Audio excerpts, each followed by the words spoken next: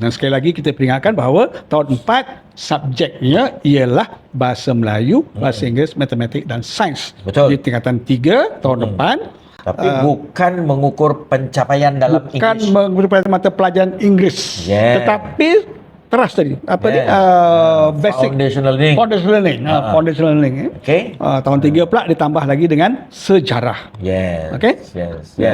Yang bertujuan untuk mengatasi jurang penguasaan. Tadi kita dah sebut. Yang apa kita dah sebut. Betul. Pada awal pendidikan pelajar, membolehkan sekolah melakukan intervensi ataupun diagnosis yang disasarkan sebelum isu akademik bertambah buruk.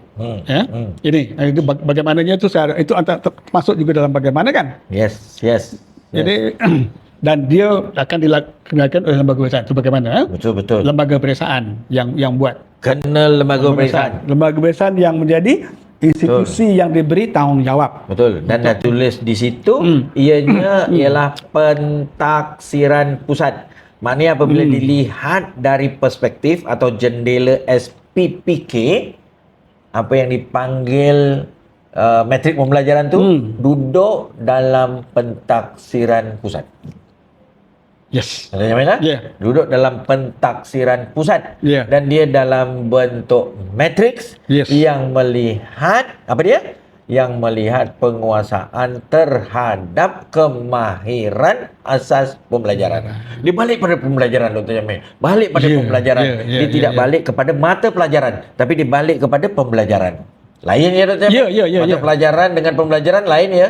Ya, lain. Sama ada dia dalam dimensi pengetahuan atau kemahiran atau pemahaman atau apa saja pun, tetapi ialah dia berbalik kepada basic ataupun foundational learning skill.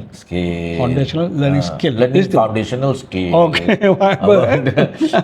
jadi di situ asas pembelajaran. Itu bagaimananya ya. So jangan tergelincir.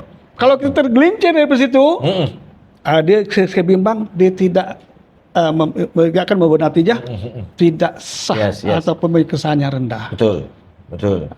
Itu.